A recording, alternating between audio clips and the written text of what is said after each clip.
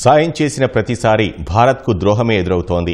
ఆనాటి నుంచి నేటి వరకు సాయం చేసిన ప్రతిసారి కృతజ్ఞతగా భారత్కు ద్రోహమే తిరిగి వచ్చింది.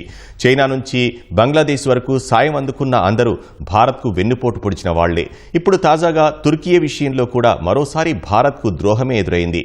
2023లో తుర్కియేలో భారీ భూకంపం సంభవించినప్పుడు సాయం ప్రకటించిన తొలి దేశం భారత్. అప్పుడు మనం చేసిన మానవత్వాన్ని మరిచి ఇప్పుడు భారత్పై దాడికి పాకిస్తాన్కు తుర్కియే డ్రోన్లను పంపింది. చేసిన సాయం మర్చిపోయి మనపైనే విషం కక్కింది. ఏ దేశానికైనా కష్టం వస్తే శత్రువైనా సరే ఆపనాసం అందించడంలో భారత్ ముందుంటుంది. అలా సాయం చేసిన ప్రతిసారి భారత్కు ద్రోహమే ఎదురవుతోంది. అప్పుడు చైనా, తర్వాత బంగ్లాదేశ్, తాజాగా ఇప్పుడు తుర్కియే విషయంలో అది మరోసారి రుజువైంది. భారత్పై దాడులకు దిగుతున్న పాకిస్తాన్కు తుర్కియే ఆయుధాలు అందిస్తోంది. 2023లో తుర్కియేలో భారీ భూకంపం వచ్చినప్పుడు అందరికంటే ముందు భారత్ సాయం ప్రకటించింది.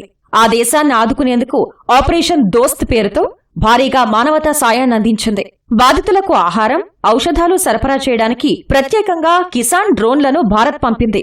అప్పుడు మనం మానవత్వాన్ని చూపితే దాన్ని మరిచి తుర్కియే ఇప్పుడు భారత్పై దాడులకు పాకిస్తాన్కు డ్రోన్లు పంపడం కలవరపెడుతోంది.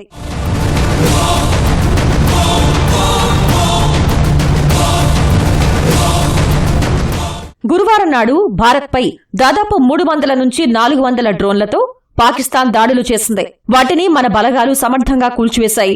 వాటి శకలాలను ఫోరెన్సిక్ నిపుణులు పరీక్షించగా అవన్నీ తుర్కియేకు చెందిన అసిస్ గార్డ్ సోనగర్ డ్రోన్లుగా ధృవీకరించారు. అత్యంత ప్రమాదకరమైన ఈ డ్రోన్లు ఆధునిక యుద్ధ పద్ధతుల్లో సమర్థవంతమైనవిగా నిరూపించుకున్నాయి. ఈ డ్రోన్లను సమర్థంగా అడ్డుకోగల గగనతల రక్షణ వ్యవస్థలు మన వద్ద ఉన్నప్పటికీ వాటిని తక్కువగా అంచనా వేయకూడదని రక్షణ రంగ నిపుణులు చెబుతున్నారు.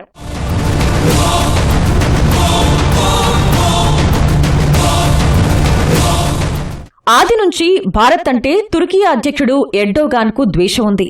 ఇదే విషయాన్ని అనేక సందర్భాల్లో ఆయన బహిరంగంగా వ్యక్తం చేశారు. పహల్గాం ఉగ్రదాడి జరిగిన తర్వాత ప్రపంచమంతా ఉగ్రవాదుల చర్యల్ని ఖండిస్తున్న సమయంలో పాక్ ప్రధాని షహబాజ్ షరీఫ్ ను ఎర్డోగాన్ కలిసి ఆ దేశానికి వత్తాసు పలికారు.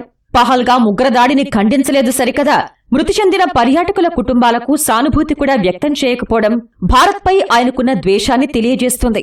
పహల్గాం ఉగ్రదాడి తర్వాత పాక్పై భారత్ దాడి చేస్తుందని ముందుగానే తుర్కియే ఊహించింది. అందుకే 6 సైనిక విమానాల్లో పాక్కు ఆయుధాలను ఎర్డోగాన్ ప్రభుత్వం పంపింది. తుర్కియే C-130E హెర్క్యులెస్ విమానం గత నెల 28న పాకిస్తాన్లో దిగినట్లు అంతర్జాతీయ గగనతల నిఘా సంస్థలు గుర్తించాయి. అయితే ఇంధనం నింపుకునేందుకు తమ యుద్ధ విమానం దిగిందని ప్రకటన ఇచ్చి తుర్కియే తప్పించుకునే ప్రయత్నం చేసింది. తర్వాత ఓ యుద్ధ నౌకను కూడా తుర్కియే కరాచీ నౌకాశ్రయానికి పంపింది. ఇప్పుడు ఆ ఆయుధాలనే భారత్పై పాకిస్తాన్ ప్రయోగిస్తోంది.